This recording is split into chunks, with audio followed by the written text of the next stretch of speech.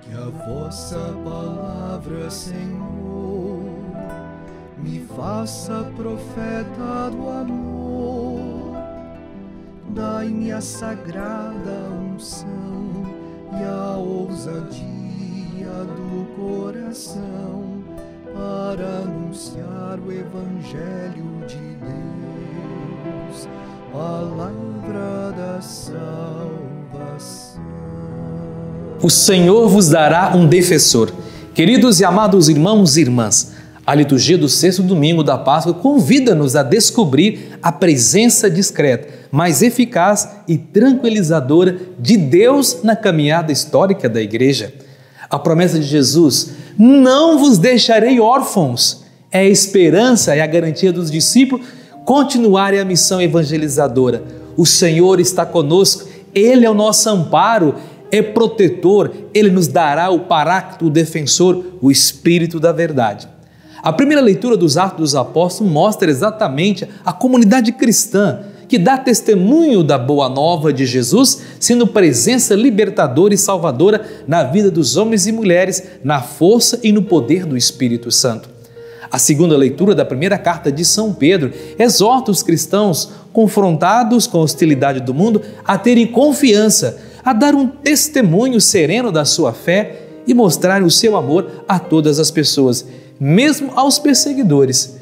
Cristo é o modelo para os cristãos que têm fé e procuram pautar a sua vida nos propósitos de Deus. O Evangelho segundo São João apresenta-nos parte do testamento de Jesus na ceia de despedida na Quinta-feira Santa. Aos discípulos inquietos, assustados, Jesus promete o Paráclito. Ele conduzirá a comunidade cristã em direção à verdade, levá-la a uma comunhão cada vez mais íntima com Jesus e com o Pai. Dessa forma, a comunidade será morada de Deus no mundo e dará testemunho da salvação que Deus quer oferecer a todas as pessoas de todos os tempos e lugares. No decorrer da ceia, na Quinta-feira Santa, Jesus despediu-se dos discípulos, fez-lhes as últimas recomendações. As palavras de Jesus soam com um testamento final. Ele sabe que vai partir para o Pai e que os discípulos vão continuar no mundo. Jesus fala-lhes então do caminho que percorreu e que ainda tem de percorrer até a consumação da sua missão, até chegar ao Pai. E convida os discípulos a seguir o mesmo caminho de entrega a Deus e de amor aos irmãos e irmãs. É seguindo esse caminho que os discípulos se tornarão homens novos e que chegarão a ser a família de Deus. Jesus garante aos discípulos que não os deixará sós no mundo. Ele vai para o Pai, mas vai encontrar forma de continuar presente e de acompanhar os passos, a caminhada dos seus discípulos. É preciso, no entanto, que os discípulos continuem a seguir Jesus, a manifestar sua adesão a Ele, amá-lo. A consequência desse amor é cumprir os mandamentos que Jesus deixou.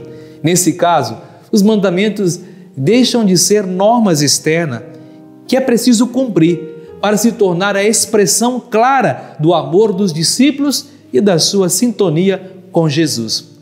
Como é que Jesus vai estar presente ao lado dos discípulos, dando-lhes coragem para percorrer o caminho do amor e do dom da vida?